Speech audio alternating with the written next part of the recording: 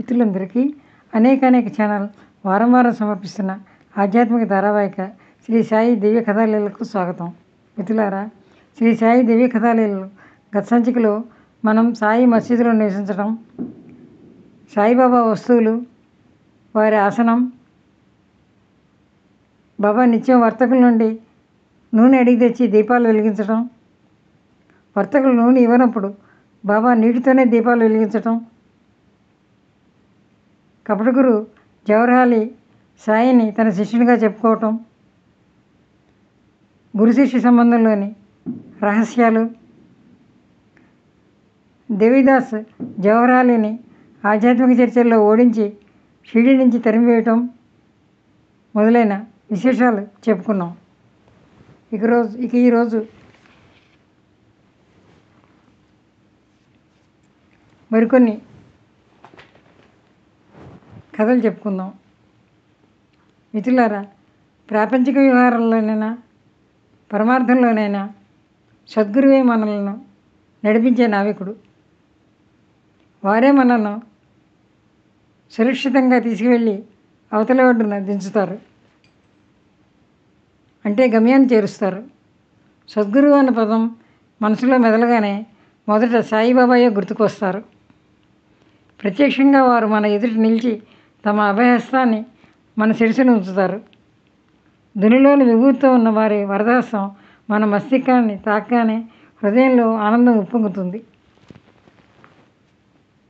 గురువు యొక్క కరస్పర్శలోని విశిష్టత అమోఘం, ఆశ్చర్యకరం.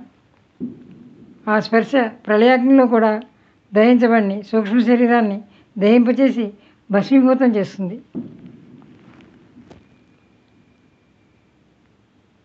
సాయి కథా విశేషాలను వింటుంటే మనసుల్లో స్థిరత్వాన్ని కలుగుతుంది. సాయి తమ కరకమలాన్ని శిరస్సుపై ఉంచితే అనేక జన్మల పరిపక్వ పాపాలు క్షాళనమై భక్తులు పావనులవుతారు. వారి సుందర రూపాన్ని చూస్తుంటే పరమానందంతో హృదయం ఉప్పొంగుతుంది. ఆనంద బాష్పాలు ప్రవహిస్తాయి.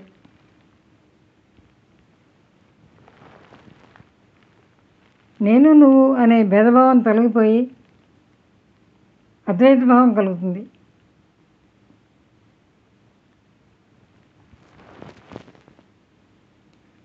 మనలో అహంభావం తలెత్తినప్పుడల్లా సాయి దాన్ని తమ హస్తంతో కిందకి అణిచివేసి తమ శక్తిపాతంతో శిష్యులను కృతార్థులను చేస్తారు. కాయా వాచ మనస సాయి సమర్థునికి సాష్టాంగపడితే కోరుకోకుండానే ధర్మార్థ కామోక్షాలు తమంతట తామే హస్తగతం అవుతాయి.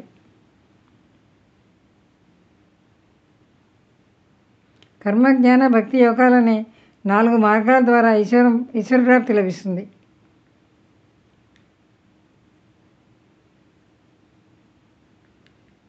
ఇవి మనల్ని గమ్యానికి చేరుస్తాయి. భక్తి మార్గం తమోవనం వంటిది. గుంతలతో కూడిన అతి కష్టమైన మార్గం, ఇరుకు మార్గం. ఒక్కో అడుగు జాగ్రత్తగా గమనించుకుంటూ నడవాలి. అయినా కానీ ఈ దారి భగవంతుని సమీపానికి తీసుకువెళ్ళే మార్గం. ముళ్ళను తొలగించుకొని అడుగులు వేయాలి. ఇదొక్కటే తేలికైన ఉపాయం. దీని ద్వారానే నిర్భయంగా మన లక్ష్యాన్ని చేరుకుంటామని బాబా ఎప్పుడూ చెప్తూ ఉంటారు. మనోమాలిన్యాన్ని భక్తితో శుభ్రం చేస్తే వైరాగ్యం వికసిస్తుంది. జ్ఞానం పుష్పించి కైవల్య ఫలం సిద్ధిస్తుంది. ఆత్మానందం కలుగుతుంది.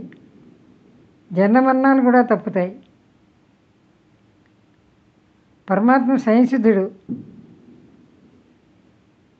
అతడే త్రివిధ రూపమైన సచ్చిదానందుడు. ఉపాధిని గ్రహించి భక్తులకు జ్ఞానబోధ చేయటానికి ప్రకటమయ్యాడు.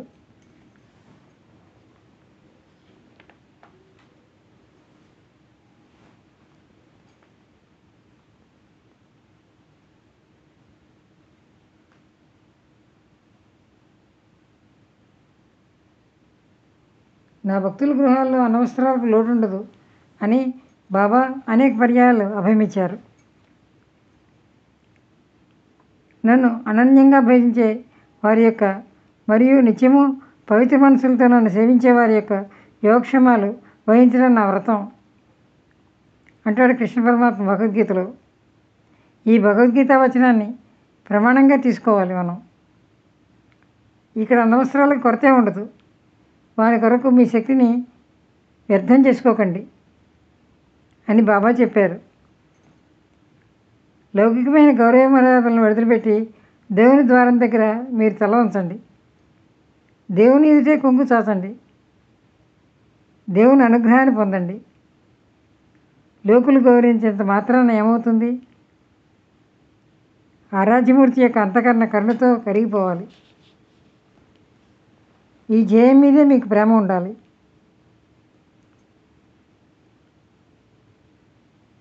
ఇంద్రియ వికారాల భక్తి వైపు మొగ్గాలి. ఇక ఇతర కోరికలు మిగలవు. ఇతర విషయాలపై ప్రీతి లేకుండా ఎల్లప్పుడూ భజన జరగాలి. మనసు అన్నింటినీ మర్చిపోయేలాగా నామస్మరణ యందు లగ్నమవ్వాలి. అప్పుడు శరీరం, గృహం, ధనం ఇవేవీ గుర్తు ఉండవు. చిత్తం పరమానందంలో లీనమవుతుంది. మనసు నిశ్చయంగా పరిపూర్ణమై ప్రశాంతతను పొందుతుంది. సత్సంగం యొక్క ఫలితం ఇది. చిత్తవృత్తి శాంతిస్తుంది. అనేక విషయాలపై చంచలంగా భ్రమించే మనసు ప్రశాంతత ఏర్పడుతుంది, తల్లీనమవుతుంది. సాయి చరిత్రను శ్రద్ధగా శ్రవణం చేస్తే మనసు భక్తి వైపు మళ్ళుతుంది.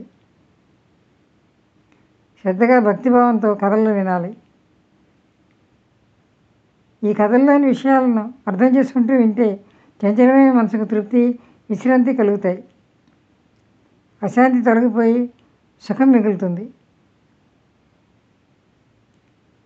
మిత్రులారా, ఈ సంచికలో మనం శిథిలావస్థలో ఉన్న మసీదును మరమ్మతులు చేయించే విషయం, షిరిడీలో శ్రీరామజన్మ కథా సంకీర్తనం గురించి చెప్పుకుందాం. గోపాల్గుండ్ అనే వ్యక్తికి బాబా యందు అపరిమితమైన భక్తి. అతను ఎప్పుడూ బాబా నామాన్ని జపిస్తూ ఉంటాడు. బాబా స్మరణే అతని కాలమంతా. అతనికి పుత్ర సంతానం లేదు. తర్వాత సాయి అనుగ్రహంతో పుత్ర సంతానం కలిగింది. ఇందువల్ల అతడు ఎంతో సంతృప్తి చెందాడు. షిరిడీ గ్రామంలో ప్రతి సంవత్సరం ఒక జాతర లేక ఒక ఉరుసు ఉత్సవాన్ని ఏర్పాటు చేయాలని, అది అందరికీ ఉత్సాహకరంగా ఉంటుందని గోపాల్గుండ్కు ఒక సంకల్పం కలిగింది. ఈ విషయం తాత్యా కోతే, దాదా కోతే, మాధవరావు మొదలైన ప్రముఖులందరికీ కూడా సమ్మతమైంది. వెంటనే వారు దాని కొరకు ఏర్పాట్లను చేయడం ప్రారంభించారు. ఇలాంటి వార్షికోత్సవాలు జరగాలంటే ముందుగా జిల్లా అధికారి యొక్క అనుమతి పొందాలి. అయితే ఊళ్ళో కులకర్ణి అనే కుత్సిత బుద్ధి అడ్డు తగిలి వ్యతిరేకించడం వల్ల కార్యంలో విఘ్నం ఎదురైంది. కులకర్ణి అడ్డుపడిన కారణంగా షిరిడీలో జాతర జరగడానికి వీల్లేదని జిల్లా అధికారి ఆజ్ఞ జారీ చేశాడు. కానీ షిరిడీలో ఈ జాతర జరపాలని బాబా సంకల్పం. వారి ఆశీర్వాదం, వారి పూర్తి అనుమతి లభించాయి. ఇక ఈ శుభకార్యం జరగకుండా ఎలా ఉంటుంది? గ్రామస్తులందరూ కలిసి మరలా ఒకసారి గట్టిగా ప్రయత్నించారు. దాంతో అధికారులు తమ ఆజ్ఞను మార్చి అందరి కోరికను మన్నించారు. అప్పటి నుండి బాబా సమ్మతితో రామనవమికి ఉత్సవం నిశ్చయమైంది. దాని ఏర్పాట్లని తాత్యా కోతే చూసేవాడు. ఈ ఉత్సవానికి జనం అపరిమితంగా వచ్చేవారు. శ్రీరామనవమి రోజున భజన, పూజ సమారంభాలతో, రకరకాల బాజా భజంత్రీలతో చుట్టుపక్కల అన్ని గ్రామాల నుండి, నలువైపుల నుండి యాత్రికులు బాగా వచ్చేవారు. ఉత్సవ సందర్భంలో ప్రతి సంవత్సరం 2 కొత్త పతాకాలను వాద్యాలతో ఊరేగించి తెచ్చి మసీదు శిఖరానికి కట్టేవారు. అవి అక్కడే ఉండేవి. వాళ్ళలో ఒకటి నిమోన్కర్ది, రెండో పతాకం దాము అన్నది. వైభవంగా ఊరేగింపు జరిగాక అవి శిఖరంపై ఎగురుతూ ఉంటాయి. అసలు ఉత్సవంగా జరుగుతుంది కదా షిరిడీలో. ఈ శ్రీరామనవమి ఉత్సవం ఎలా ప్రారంభమైంది అని సంశయం కలుగుతుంది. శక సంవత్సరం 1833లో శ్రీరామనవమికి మొదట ఉరుసు ఉత్సవం నుండి పుట్టింది. అప్పటి నుండి నిరాటకంగా జరుగుతోంది. కృష్ణ జోగేశ్వర్ అనే ప్రసిద్ధ వ్యక్తి పరమ కళ్యాణప్రదమైన శ్రీరామనవమి ఉత్సవం జరిపించాలన్న ఆలోచన చేశాడు. అప్పటి వరకు షిరిడీలో కేవలం ఉరుసు జాతర మాత్రమే సాగేది. అందులో నుండే ఆ సంవత్సరం శుభప్రదమైన శ్రీరామ జన్మోత్సవం ఉదయించింది. ఒకసారి కృష్ణ జోగేశ్వర భీష్ముడు ప్రశాంతంగా వాడాలో కూర్చుని ఉండగా కాకా మహాజని పూజా సామగ్రితో మసీదుకు బయలుదేరాడు. సాయి దర్శనం చేసుకోవాలన్న కోరిక, ఉరుసు ఉత్సవం హాజరవ్వాలన్న ఉత్సాహం కాకా మహాజని ఉత్సవానికి ఒకరోజు ముందుగానే షిరిడీకి వచ్చాడు. సరైన సమయంలో భీష్ముడు కాకాతో చెప్పాడు, నాకు ఒక మంచి ఆలోచన స్ఫురించింది, నువ్వు నాకు సాయం చేస్తావా అని అడిగాడు. రామజన్మదినమైన ఈరోజు ఇక్కడ ప్రతి సంవత్సరం ఉరుసు ఉత్సవం జరుపుకుంటున్నాం. ఈ ఉరుసు ఉత్సవంతో పాటు రామజన్మోత్సవాన్ని కూడా ఏ శ్రమ లేకుండా కలిపి జరుపుకోవడానికి ఇది మంచి అవకాశం కదా అన్నాడు. భీష్మ అభిప్రాయం కాకా కూడా నచ్చింది. ముందు బాబా అనుమతి తీసుకో, వారి ఆజ్ఞ ఉండాలి, కానీ ఈ కార్యానికి ఏమీ ఆలస్యం లేదు అని చెప్పాడు. ఉత్సవంలో సంకీర్తన చాలా అవసరం. మరి సంకీర్తన ఎవరు చేస్తారు అనే ప్రశ్న ఉదయించింది.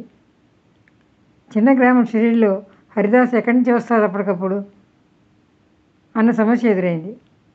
అప్పుడు భీష్ముడు, నేను సంకీర్తన చేస్తాను, నీవు హార్మోనియంతో శృతి కలుపు. రాధాకృష్ణబాయి ప్రసాదానికి సొంటిపొడి తయారు చేస్తుంది.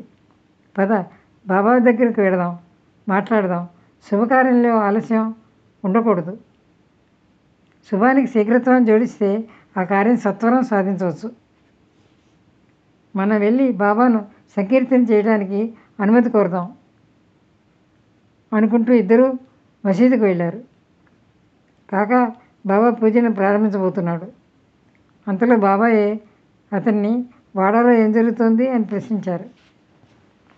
కాకాకు బాబా ప్రశ్న అర్థం కాలేదు. వెంటనే బాబా మరల అదే ప్రశ్నను ఇంకో విధంగా వేశాడు. ఏం బువ్వా, భీష్ముడితో ఏమిటంటున్నావు అని అడిగారు. అప్పుడు కాకాకు బాబా ప్రశ్న అర్థమైంది. వెంటనే తమ ఉద్దేశాన్ని బాబాతో విన్నవించాడు. బాబాకు ఆ విషయం నచ్చింది. వెంటనే అంగీకరించారు. అలా షిరిడీలో రామజన్మ ఉత్సవం నిశ్చయమైంది. మిత్రులారా, ఇక ఈరోజు సాయి జయ కథాలీలలు ఇంతటితో ముగిస్తున్నాను. మిగిలిన విశేషాలు వచ్చే వారం చెప్పుకుందాం. మిత్రులారా, అనేక ఛానల్ సబ్స్క్రైబ్ చేయండి, ఛానల్ని ప్రోత్సహించండి. ఓం శ్రీ సాయినాథాయ నమః.